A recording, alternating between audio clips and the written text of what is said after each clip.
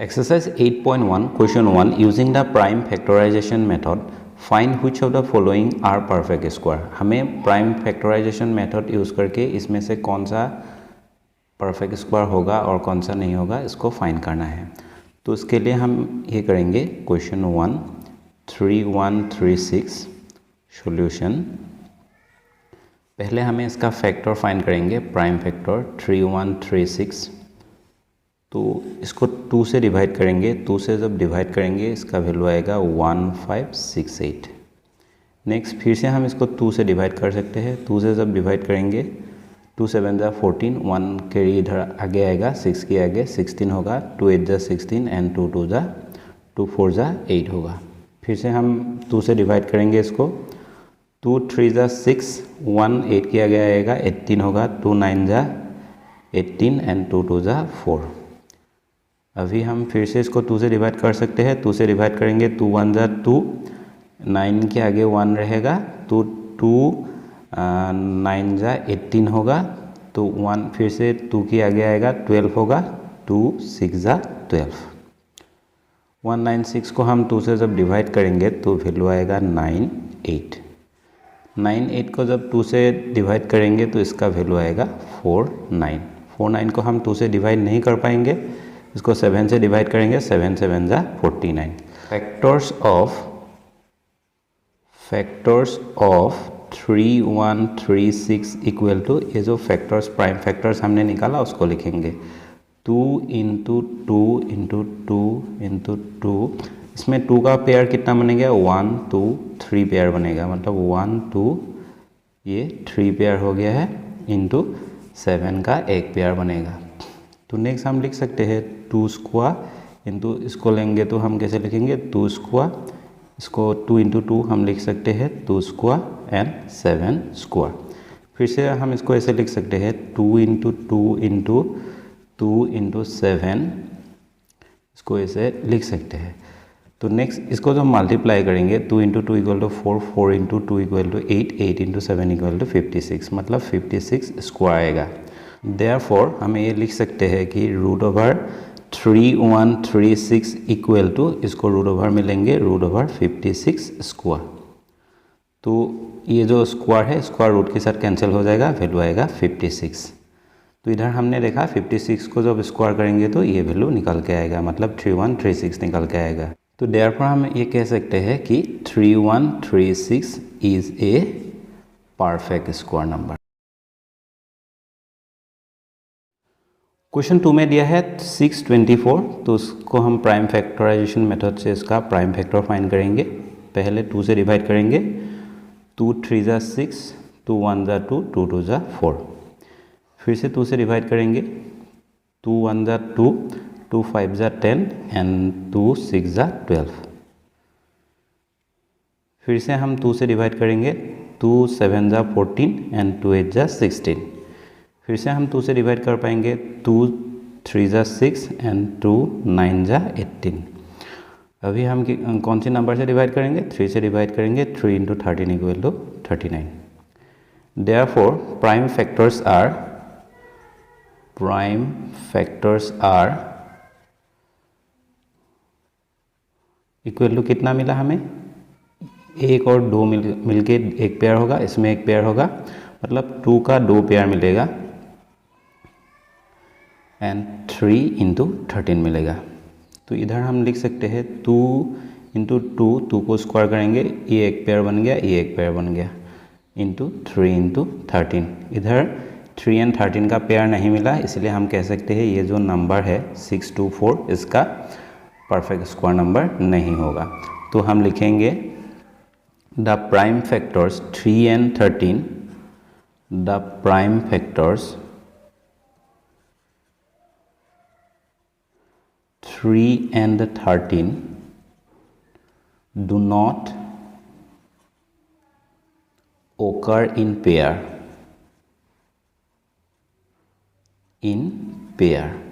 Pair में ये नहीं है, तो हम लिख सकते हैं therefore 624 is not a perfect square number.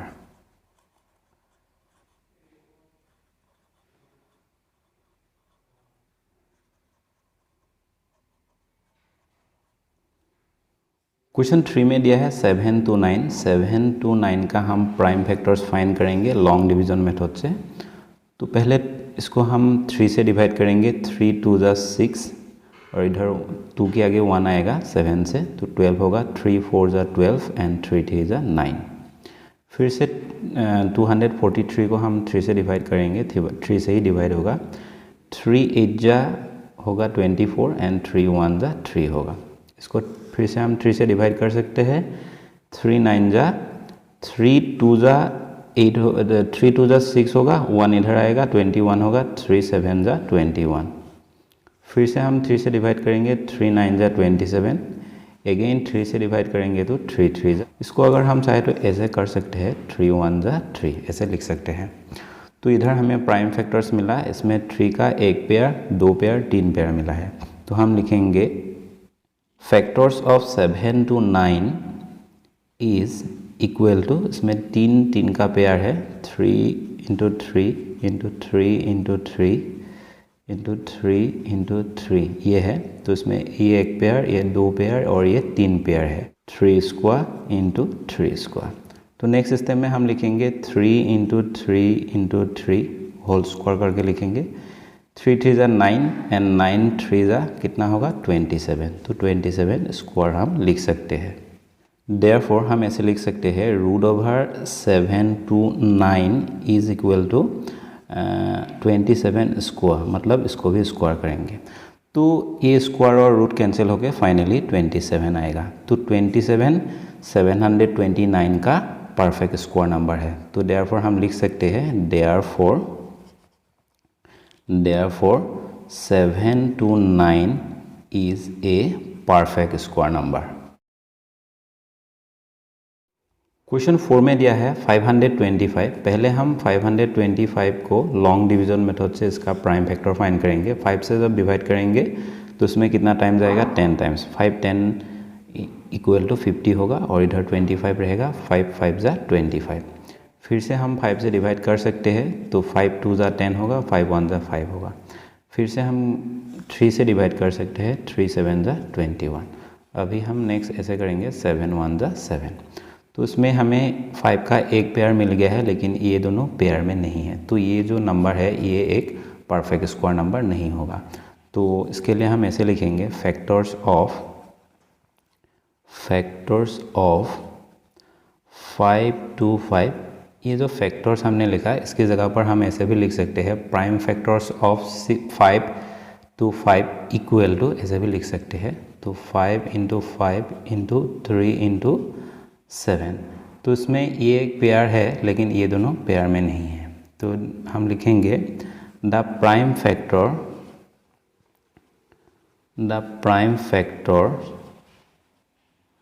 3 and 7 do not occur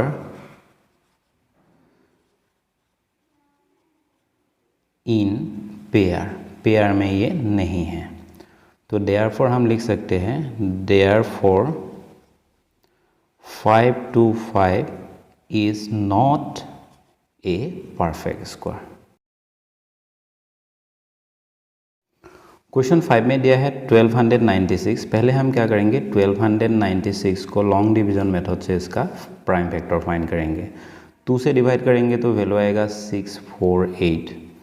again 648 को भी 2 से डिवाइड कर सकते हैं। 2 से जब डिवाइड करेंगे तो वैल्यू आएगा 324। अगेन हम 2 से डिवाइड कर सकते हैं 342 को। तो 342 को जब डिवाइड करेंगे वैल्यू आएगा 162। इसका लास्ट डिजिट इवन है, फिर से हम 2 से डिवाइड कर सकते हैं। तो जब डिवाइड करेंगे तो वैल्यू आएगा 81। तो 81 को हम 2 से डिवाइड नहीं कर पाएंगे। 3 से डिवाइड करेंगे तो 27 होगा। अगेन 3 से 27 को डिवाइड करेंगे तो कितना होगा 3 9 जा 27। अगेन 3 से डिवाइड करेंगे तो 3 3 जा 9 होगा। इस 3 के लिए हम ऐसे 1 टाइम दे सकते हैं तो ये बनेगा। तो इसमें 3 का कितना पेयर बना 1 पेयर और इसमें 2 पेयर बन गया है। 2 का कितना पेयर 1 पेयर और 2 पेयर बन गया है। तो ऐसे हमें नहीं करना है, जस्ट मैंने अकाउंट के लिए इसे ड्रॉ कर दिया है। तो हम इधर लिखेंगे देयरफॉर प्राइम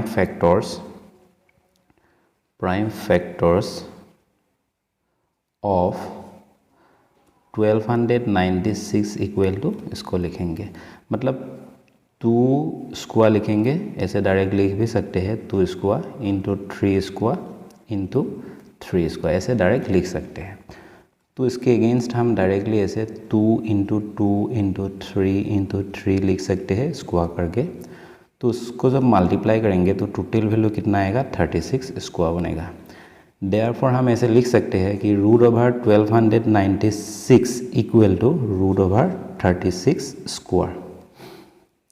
तो नेक्स्ट स्टेप में क्या आएगा, रूट के साथ स्क्वायर कैंसिल हो गया, 36 रहेगा, और हम लिख सकते हैं therefore 1296 is a perfect square number,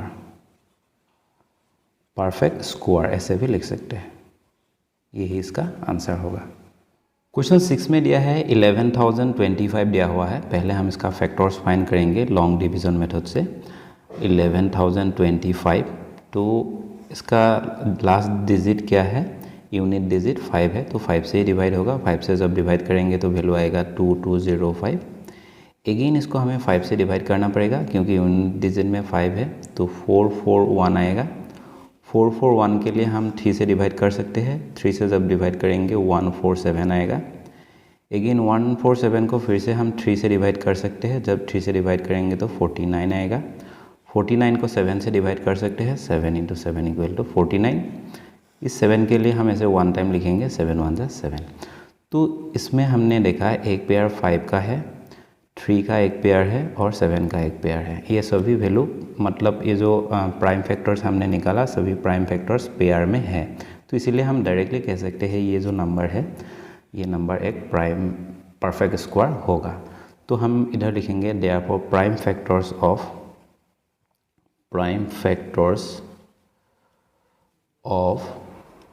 11,025 equal to, इसको डायरेक्टली हम ऐसे लिखेंगे 5 square into 3 square into 7 square. तो इसके अगेंस्ट हम ऐसे लिखेंगे 5 इंटू 3 इंटू 7। इसको मल्टीप्लाई करके डायरेक्ट भी लिख सकते हैं, मतलब ये जो स्टेप है इसके पीछे का जो स्टेप है 105 स्क्वायर, इस स्टेप को भी लिख सकते हैं। इसके बाद डायरेक्टली हम ये स्टेप लिख सकते हैं। तो देयरफॉर हम क्या लिखेंगे, root over 11,025 equal to root over 105 square. Square के साथ ये रूट ओवर कैंसिल हो जाएगा एंड फाइनली वैल्यू रहेगा 105। तो हम कह सकते हैं कि ये जो 11,025 है ये एक परफेक्ट स्क्वायर है। तो देयरफॉर हम लिखेंगे 11,025 is a perfect square. Question 2, by observation only find out which of the following are not perfect square. तो हमें यह बताना है कि इसमें परफेक्ट स्क्वायर कौन कौन सा वैल्यू में नहीं होगा। तो ये बहुत सिंपल है। परफेक्ट स्क्वायर की जो प्रॉपर्टीज़ है, अगर किसी भी नंबर की लास्ट जो यूनिट डिजिट में 2 3 7 8 है, तो ये ऐसे जब होगा तो ये एक परफेक्ट स्क्वायर नहीं बनेगा। तो इसमें से क्वेश्चन जो अगर हम इसको चेक करेंगे, क्वेश्चन 3 में जो भी वैल्यू है 7 4 5 6 7, इसमें लास्ट डिजिट 7 है, तो इसीलिए क्या नहीं बनेगा, ये एक परफेक्ट स्क्वायर नहीं बनेगा। और क्वेश्चन जो 4 है, 4 में कितना वैल्यू दिया है 3 2 6 8 2 2, इसका भी यूनिट डिजिट में क्या है 2 है। तो अकॉर्डिंग टू दिस रूल ये एक परफेक्ट स्क्वायर नहीं बनेगा। मतलब परफेक्ट स्क्वायर कब नहीं होगा, जब किसी भी नंबर की लास्ट डिजिट और यूनिट डिजिट में 2 3 7 8 ये जब डिजिट होगा तो ये एक परफेक्ट स्क्वायर नंबर नहीं होगा। तो इसमें 7 है इसीलिए ये परफेक्ट स्क्वायर नहीं होगा, इसमें 2 है इसीलिए ये एक परफेक्ट स्क्वायर नहीं होगा। और क्वेश्चन 5 में दिया है 5 8 3 9 6 8, तो इसकी लास्ट डिजिट 8 है, तो लास्ट डिजिट अगर 8 हुआ तब भी ये एक परफेक्ट स्क्वायर नहीं बन पाएगा। तो ये जो 6 है, 6 में परफेक्ट स्क्वायर होगा क्योंकि इसकी लास्ट में 6 है। तो ये जो प्रॉपर्टीज़ है, प्रॉपर्टीज़ के अकॉर्डिंग ये नहीं आता है, इसीलिए ये परफेक्ट स्क्वायर होगा। तो क्वेश्चन ये जो 7 है, 7 क्वेश्चन 7 में दिया है 5 8 4 3 0 0, मतलब किसी भी नंबर, ये एक नंबर है, इस नंबर के साथ ये जो 0 है, 0 को हमें काउंट करना है, लास्ट में होना चाहिए 0। लास्ट में अगर 0 ऑड में होगा, ऑड में जब होगा तो ये परफेक्ट स्क्वायर नंबर नहीं बन पाएगा। इवन में होने से भी नहीं बनेगा। इवन में होने से कब नहीं बनेगा, जब इवन में 0 होगा तो हमें ये जो पहले जो भी डिजिट होगा उसको देखना पड़ेगा, उससे पता चलेगा कि अगर इवन में हुआ तो ये एक परफेक्ट स्क्वायर होगा या नहीं होगा।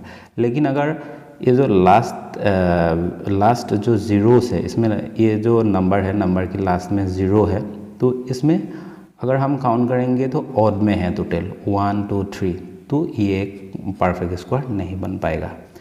तो क्वेश्चन ये जो 8 है, 8 में दिया है 3000। तो पहला जो रूल है, ऑड नंबर है, ये तो एक परफेक्ट स्क्वायर नहीं बनेगा, इसको देखने की ज़रूरत ही हमें नहीं है। और अभी हम इसको देखेंगे 9 को। क्वेश्चन 9 में 6 3, इसमें इवन डिजिट में 0 है, मतलब 2 2 60 0 है, मतलब ये एक इवन होगा। 0 कैसे में है, 0 इवन में है। लेकिन जब भी 0 इवन में है तो हम कह सकते हैं कि ये हो सकता है, लेकिन हो सकता है कब होगा, जब हम इसको भी कंफर्म करना पड़ेगा। तो उसको जब देखेंगे, इसका 63 का परफेक्ट स्क्वायर नंबर नहीं है, तो ये भी एक परफेक्ट स्क्वायर नंबर नहीं होगा। जब इवन में होगा तो हम पहले नंबर को देखेंगे, नंबर में अगर परफेक्ट स्क्वायर नहीं बना तो ये भी एक परफेक्ट स्क्वायर नहीं बन पाएगा। तो नेक्स्ट हम देखेंगे क्वेश्चन 10 को। क्वेश्चन 10 में दिया है 242862, इसका लास्ट और यूनिट डिजिट 2 है, इसीलिए ये एक परफेक्ट स्क्वायर नहीं बनेगा। परफेक्ट स्क्वायर कब नहीं बनेगा, जब लास्ट डिजिट 2 3 7 8 होगा, तो परफेक्ट जो स्क्वायर है ये नहीं बन पाएगा।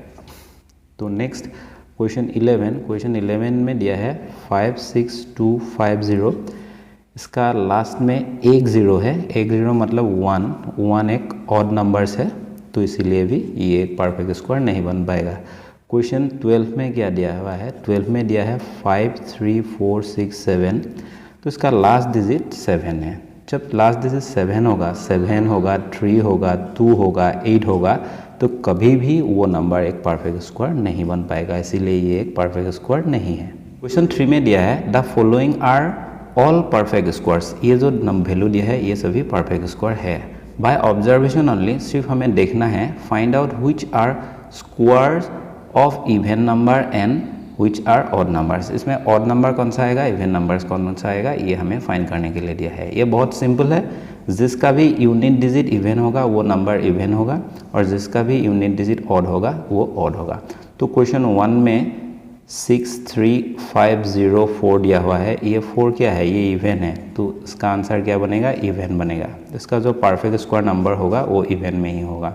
तो क्वेश्चन 2 में दिया है 25921, इसमें 1 है, तो 1 एक क्या है, ऑड नंबर्स है, तो इसका आंसर क्या बनेगा, एक ऑड नंबर बनेगा। ऑड, जो भी स्क्वायर नंबर बनेगा वो ऑड ही बनेगा।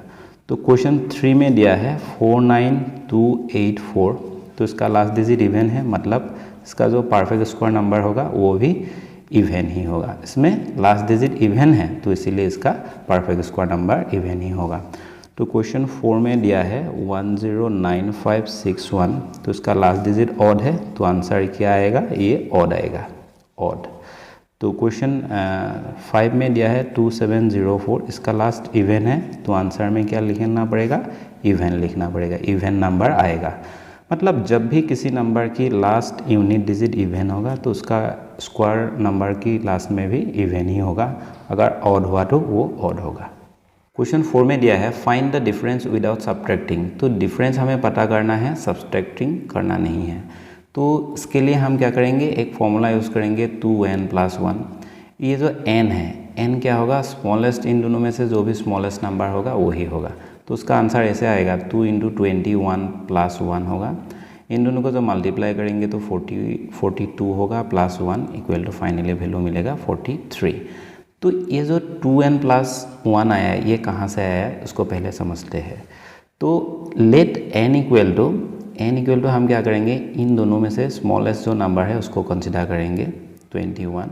तो n+1 इक्वल टू क्या आएगा, 21+1 होगा, मतलब 22 ही आएगा। तो ये 21 है, ये 22 है। n को जब स्क्वायर करेंगे ये स्क्वायर होगा, और इसको जब स्क्वायर करेंगे तो ये स्क्वायर होगा।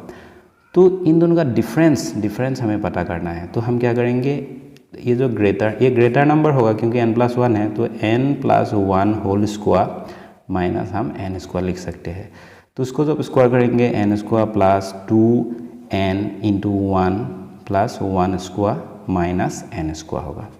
तो ये n स्क्वायर और ये n स्क्वायर कैंसिल हो जाएगा, फाइनली वैल्यू ये रहेगा, मतलब 2 into n into 1 equal to twice n plus 1 रहेगा। मतलब फाइनली हमें इसमें वैल्यू पुट करना है। तो इसी तरह जब क्वेश्चन रहेगा तो हम क्या करेंगे, डायरेक्टली हम लिखेंगे 2n प्लस 1। तो 2 इंटू इसमें स्मॉलेस्ट जो नंबर है 21 को पुट करेंगे, प्लस 1 करेंगे तो 42 होगा, प्लस 1 तो फाइनली 43 आएगा इसका डिफरेंस। 22 स्क्वायर एंड 21 स्क्वायर का डिफरेंस कितना आएगा, 43 ही आएगा। ये इसका आंसर होगा। इस फॉर्मूला को यूज़ करने के लिए हमें क्या होना चाहिए, कंसेक्यूटिव नंबर होना चाहिए। ये जो स्क्वायर नंबर दोनों कंसेक्यूटिव होना चाहिए, मतलब एक के बाद एक आना चाहिए। ये जो 21 है, 21 की बाद क्या आएगा, 22 आएगा, ये दोनों कंसेक्यूटिव है। तो जब कंसेक्यूटिव होगा मतलब एक के बाद एक आएगा, तभी हम इस फॉर्मूला को यूज़ कर पाएंगे। क्वेश्चन 2 में दिया है 35 स्क्वायर एंड 34 स्क्वायर। तो उसमें हमें जस्ट कुछ नहीं करना है, ये जो स्मॉलेस्ट नंबर है उसके साथ 2 मल्टीप्लाई करेंगे और प्लस 1 कर देंगे। तो इन दोनों को जब मल्टीप्लाई करेंगे तो वैल्यू कितना आएगा, 2 4 जा 8 होगा एंड 2 3 जा कितना होगा, 6 होगा। 6 प्लस 1 68 प्लस 1 इक्वल टू हम वैल्यू लिख सकते हैं 69। मतलब इसको जब हम स्क्वायर करेंगे और इसको जब स्क्वायर करेंगे दोनों का डिफरेंस 69 आएगा।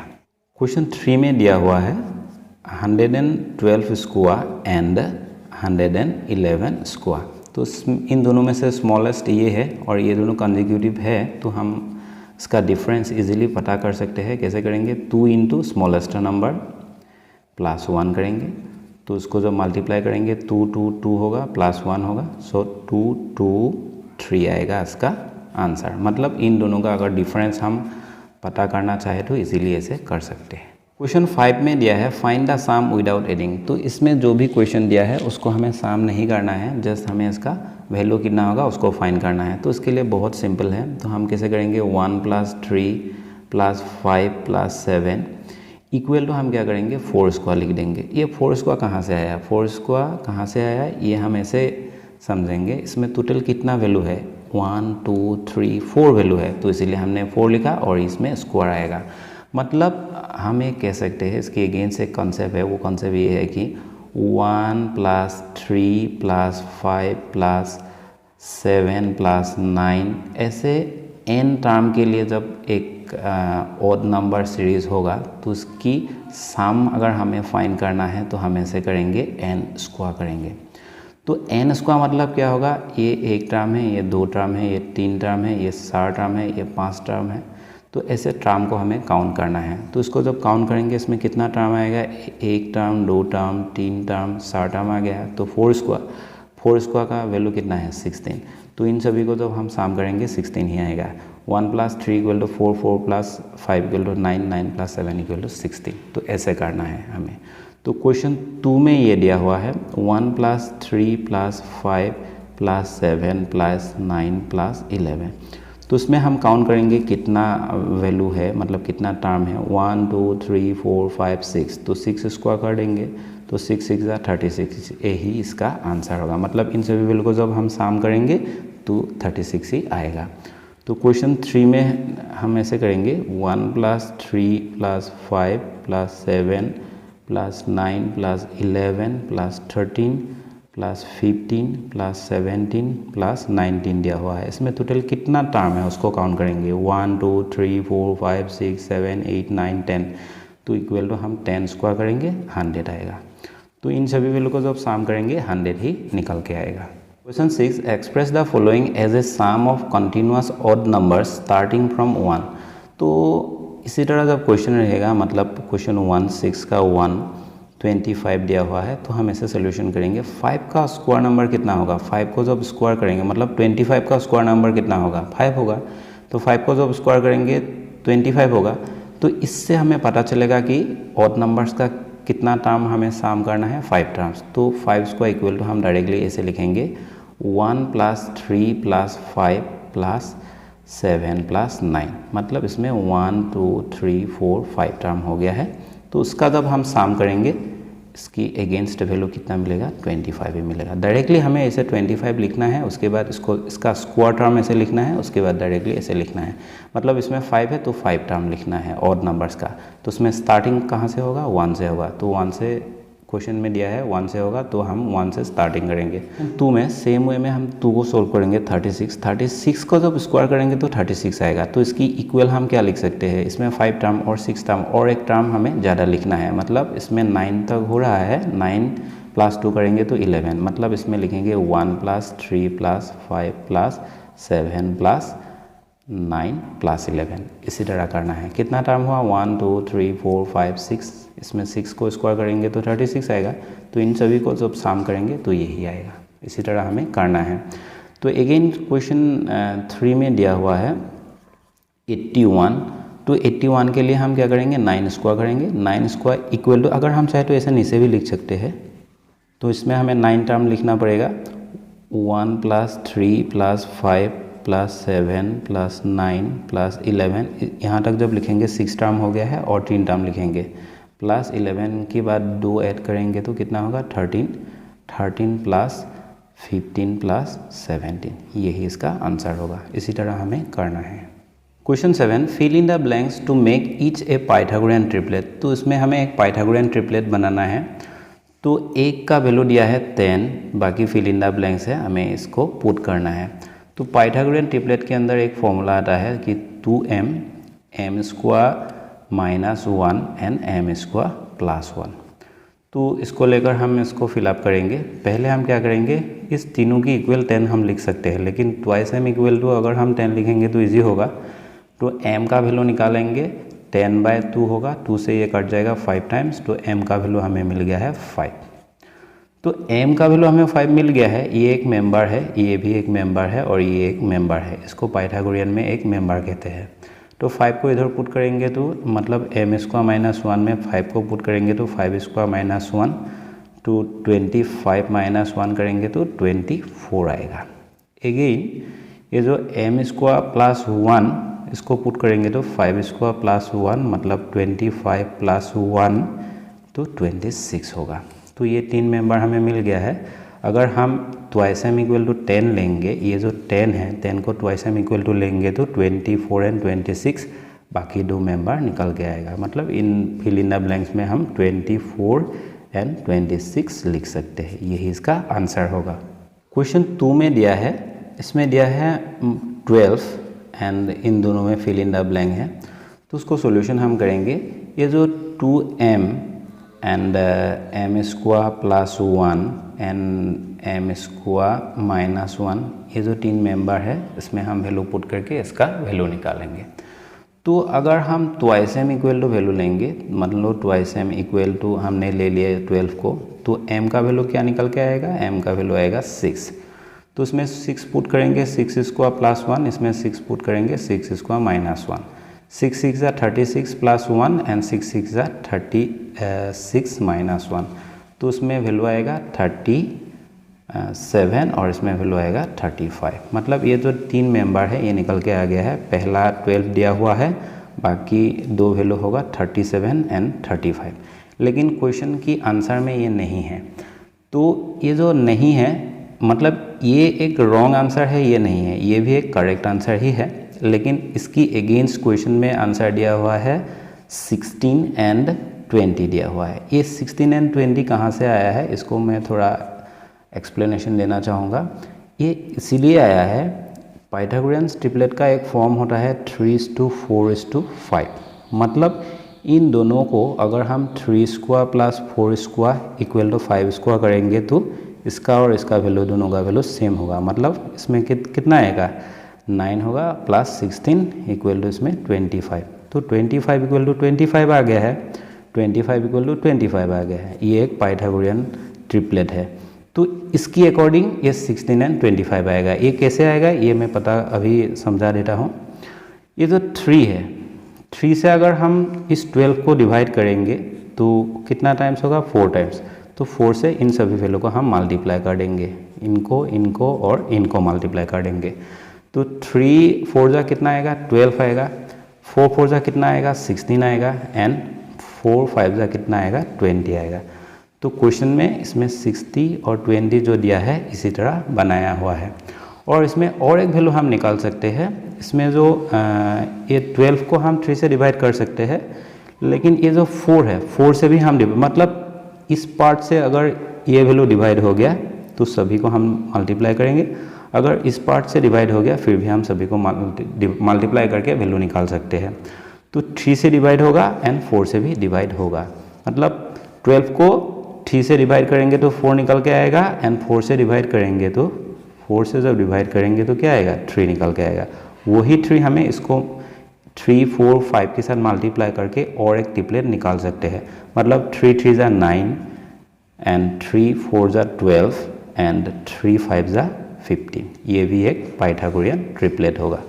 मतलब पहले जो हमने निकाला है 12 एंड 35 37, ये भी एक पाइथागोरियन ट्रिपलेट होगा, ये भी एक पाइथागोरियन ट्रिपलेट होगा, और ये जो 3 4 5 है ये भी एक पाइथागोरियन ट्रिपलेट है। पाइथागोरियन ट्रिपलेट है या नहीं हम कैसे जानते हैं? इसमें इनमें से जो भी स्मॉलेस्ट नंबर है, मतलब इसमें 9 एंड 12 ये दोनों स्मॉलेस्ट नंबर है, तो 9 को स्क्वायर करेंगे एंड 12 को जब स्क्वायर करेंगे इक्वल टू कितना आना चाहिए 15 स्क्वायर की इक्वल वैल्यू आना चाहिए। क्वेश्चन 3 में दिया है 4 और इधर 2 फिल इन द ब्लैंक्स है, तो हम ऐसे करेंगे 2m नेक्स्ट जो मेंबर है m स्क्वायर प्लस 1 और नेक्स्ट जो मेंबर है m स्क्वायर माइनस 1। ये जो 4 है इसकी इक्वल अगर लेंगे तो इजी होगा, इसकी इक्वल भी ले सकते हैं, लेकिन इसकी इक्वल लेने में क्या परेशानी है इसको दिखा देता हूँ। m square plus 1 equal to अगर हम 4 लेंगे तो नेक्स्ट क्या आएगा m स्क्वायर इक्वल टू इसको इस तरफ लाएंगे तो 3 होगा। तो ये जो m स्क्वायर है m स्क्वायर इक्वल टू ये जो 3 हमें मिला m इक्वल टू √3 मिलेगा। ये जो m है m को हम क्या कहते हैं, m को पाइथागोरियन जो ट्रिपलेट है इसमें m लेता है, तो m को हम एक इंटीजर कहते हैं। ये एक इंटीजर होना चाहिए, लेकिन ये एक इंटीजर नंबर नहीं है, ये एक इरेशनल नंबर है, तो इसीलिए ये पॉसिबल नहीं है। तो m equal to √3 it's not possible, इसीलिए हमने ये जो इसकी इक्वल 4 नहीं लिया और इसकी इक्वल भी 4 नहीं लिया। इन दोनों की इक्वल अगर 4 लेंगे तो ऐसे प्रॉब्लम होगा, मतलब ये पॉसिबल नहीं होगा। मतलब m स्क्वायर माइनस 1 इसको अगर इक्वल 4 लेंगे तो क्या आएगा m स्क्वायर ये इधर चला जाएगा 5 होगा, तो m square equal to m equal to √5। ये एक इरेशनल नंबर हो गया है। लेकिन अकॉर्डिंग टू पाइथागोरस थ्योरम ये जो m है पाइथागोरियन थ्योरम के अंदर m क्या होना चाहिए, एक इंटीजर होना चाहिए, ये एक इरेशनल नंबर है, तो इसीलिए ये पॉसिबल नहीं है। तो हम इसकी इक्वल नहीं लेंगे, हम किसकी इक्वल लेंगे, इसकी इक्वल लेंगे। तो m का वैल्यू जल्दी से निकल के आ जाएगा 2, क्योंकि 2 से डिवाइड करेंगे तो 2 आएगा, इधर 2 पुट करेंगे 2 square plus 1 equal to 4 plus 1 equal to 5 होगा, और इधर 2 स्क्वायर माइनस 1 होगा, इधर वैल्यू होगा 4 माइनस 1 इक्वल टू 3 होगा। तो फाइनली 4 3 5 आएगा इसका आंसर, 4 3 5 इसको हम ऐसे लिख सकते हैं।